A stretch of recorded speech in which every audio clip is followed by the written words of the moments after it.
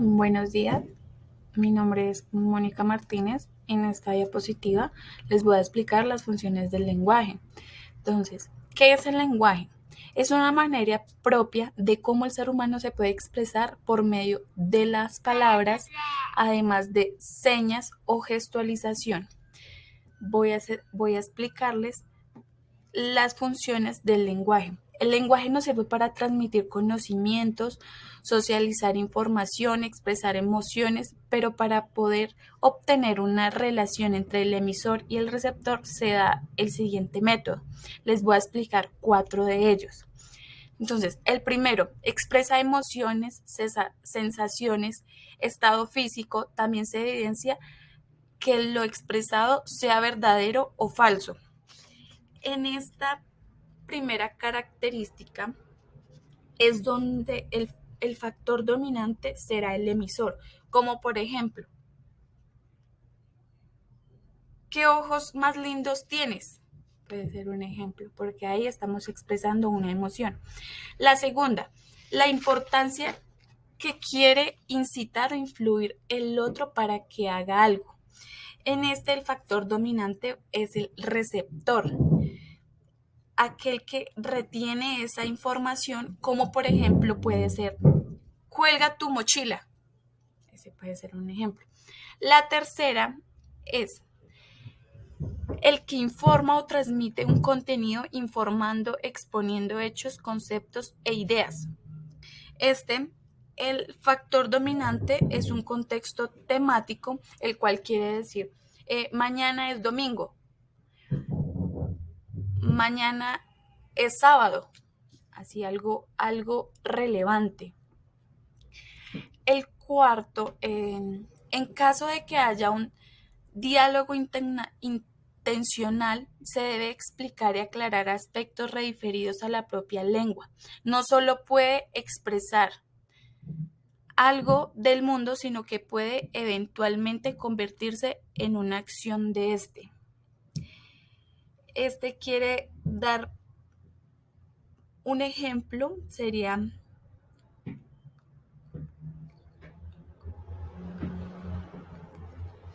ocaso significa puesta del sol.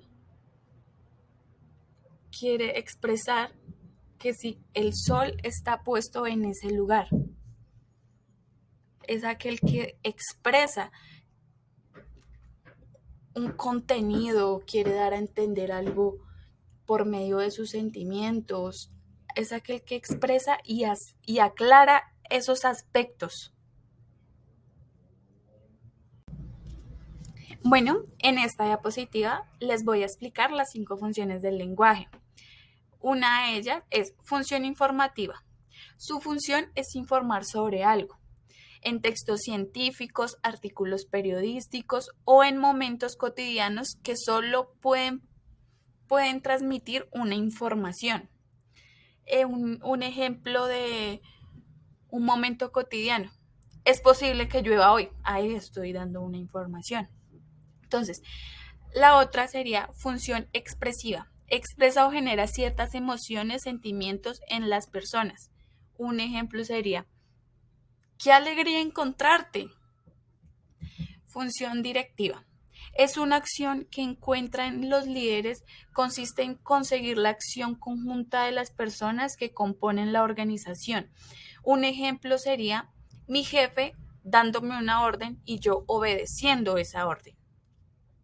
La función argumentativa la utilizamos cuando nuestro objetivo es persuadir, convencer o demostrar algún enunciado. Entonces, siempre debemos convencer teniendo hechos que demuestren la realidad de estos enunciados. Entonces, la función performativa es aquel que describe el acto que realiza, es decir, realiza un acto y simultáneamente lo describe. Un ejemplo, te aconsejo que dejes de fumar. Ese sería un ejemplo. Bueno.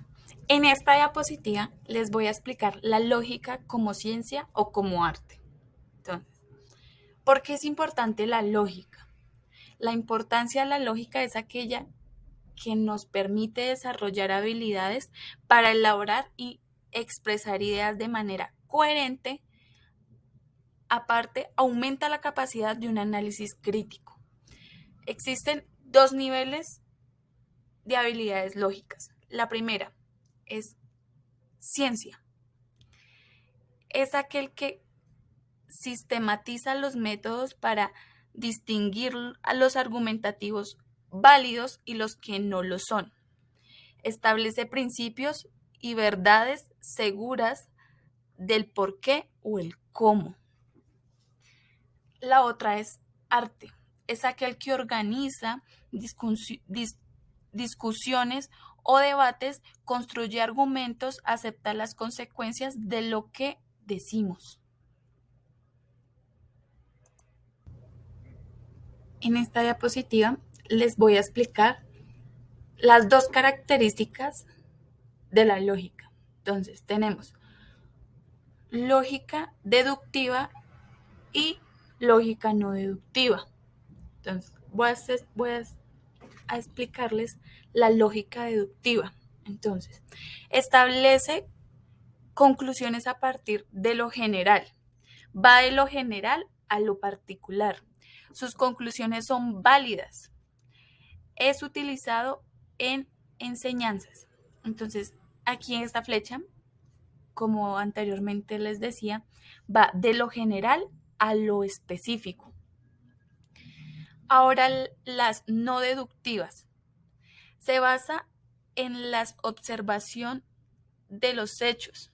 Generaliza a partir de las observaciones. Va de lo particular a lo general. Es el que lleva del hecho a los planteamientos, detalles o consecuencias. En esta flecha les puedo indicar que va de lo específico a lo general. Entonces, acá les voy a dar un ejemplo sobre la deductiva y no deductiva. Entonces, el ejemplo quiere decir, hay nubes, por lo tanto lloverá más tarde.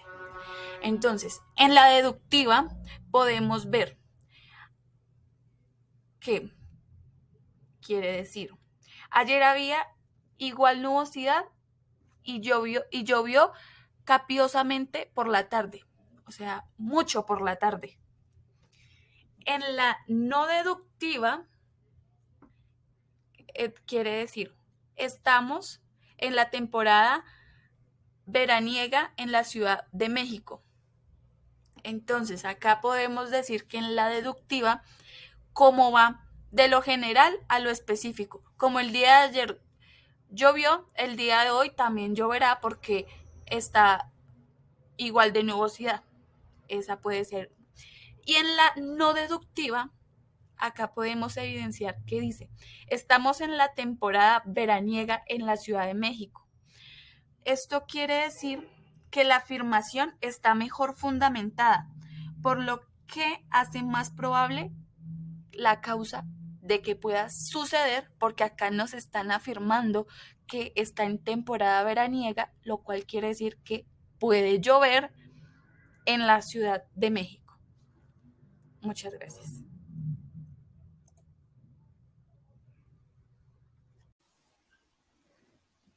Aquí hablaré un poco de los elementos del argumento, el concepto, proposición y pues las premisas y conclusiones. En este caso, los elementos del argumento se componen de tres: la materia del argumento, estructura del argumento y contenido del argumento. El texto como tal nos hace una pequeña analogía para poder entenderlo mejor. En este caso diríamos que la materia serían los ingredientes del pastel, como la harina, huevos, levadura, entre otros, mientras que la estructura nos está representada en este caso por los moldes que usemos para realizar este pastel. En caso del contenido, hace alusión al sabor del relleno. Para explicar un poco como tal lo de la materia, estructura y contenido, nos dice que sin la materia como tal no tendríamos argumento, el contenido puede variar y la estructura, nosotros lo que hacemos es darle nuestra propia forma. Bueno, aquí entrando como tal a lo que son los elementos del argumento, quiero hablar primero de la materia del argumento, ya que esta es importante. Esta dice que está constituida por conceptos y juicios. ¿Qué son conceptos? Los conceptos, la definición que nos da dice que es la representación mental de las características esenciales de cualquier objeto. Entonces aquí nos expresa la expresión verbal y el juicio tiene una definición de operación mental por medio del cual podemos decir algo de un concepto. A este pues se le denomina proposición. Y ya como tal, lo que es un argumento está conformado por proposiciones y estas reciben el nombre de premisas y conclusiones.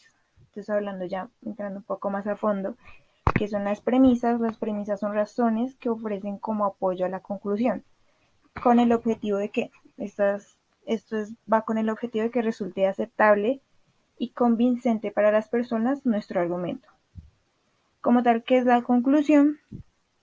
La conclusión es la proposición que se defiende sobre las premisas.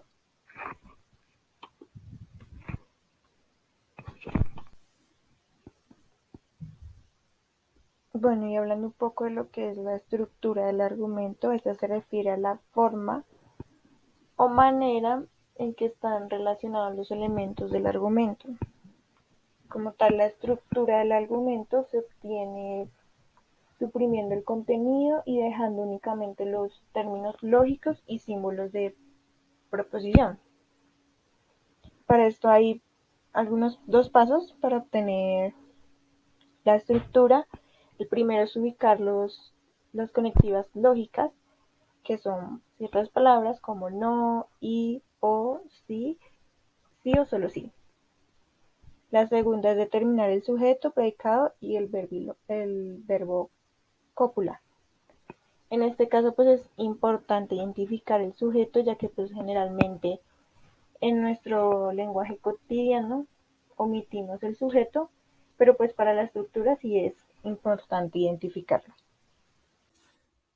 Para la identificación de argumentos es algo que tenemos que tener en cuenta y debemos identificar, son las premisas y conclusiones de un argumento. En este caso, si no sabemos identificarlas, hay ciertas palabras que nos van a auxiliar para ayudar a identificarlos. Encontramos que en las premisas, algunas de estas palabras que podemos identificar son puesto que, por qué, pues, ya que, en tanto que, dado que, por la razón de que y ya que. En conclusiones, encontramos por lo tanto, por ende, se desprende que, como resultado, se sigue que, podemos inferir, podemos concluir, luego. Sin embargo, pues hay algo tenemos que tener en cuenta, que es que no significa que estas palabras no siempre tendrán la presencia de premisas ni de conclusiones. Entonces, estos son como para auxiliarnos más que todo. En este caso también es importante usar las guías de conjugación y tenemos que tener en cuenta que no todo texto es argumentativo. En el caso de la función demostrativa nos dice que no todo razonamiento tiene una función argumentativa. Como tal, la función argumentativa tiene un sentido demostrativo que busca sostener o probar determinadas afirmaciones por medio de razones. Nos dice que aunque constantemente estemos razonando, no siempre estamos desarrollando un argumento. Nos enseña un ejemplo que nos habla de Juan, que está cómodo y lleva pues varias horas en esa posición y escucha el timbre y empieza a razonar en si levantarse o no levantarse y si al levantarse podría perder esa comodidad, lo que al final decide no levantarse. En este caso, este es un razonamiento simple, ya que no hay ningún enunciado que pueda demostrar si levantarse le hará perder la comodidad y tampoco trata de mostrar con algún lado de de satisfacción que si al levantarse podría perder la comodidad que tanto le costó lograr. Función demostrativa de un argumento. Lo que nos dice esta función es que los humanos usualmente estamos razonando o uniendo razonamientos de distintos temas, pero no todas las veces estamos argumentando, pues esta acción solo la realizamos cuando queremos exponer nuestras ideas a otros, pues debemos demostrar o convencer a otros de los argumentos que les estamos dando. Un ejemplo claro es el de la anterior diapositiva, en la que Juan convence a los demás y se convence a sí mismo de que no debe levantarse, pues va a perder su comodidad que le costó bastante encontrar. Clasificación de los argumentos. Este se divide en dos. El primero que vamos a ver es el argumento deductivo. El argumento deductivo, a su vez, se divide en tres tipos. El primero es el que va desde lo general hasta lo particular. Tenemos dos ejemplos. El primero es, los felinos son mamíferos. El segundo, los mamíferos son vertebrados. El segundo argumento o el segundo tipo de argumento es aquel que va de lo general a lo general. Entonces, tenemos también dos ejemplos que son, la cumbia es muy colombiana. El segundo, Colombia está en Latinoamérica.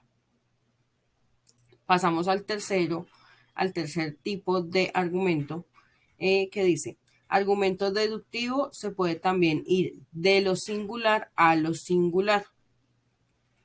Los ejemplos son, primero, si acabamos el trabajo, podremos ir al carnaval.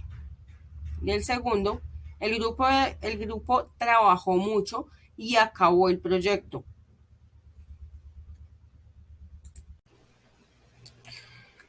En la clasificación de los argumentos tenemos el segundo, que es el argumento inductivo, que es aquel que teniendo como base la observación de clases y propiedades de grupos, individuos o situaciones que tengan que ver entre sí.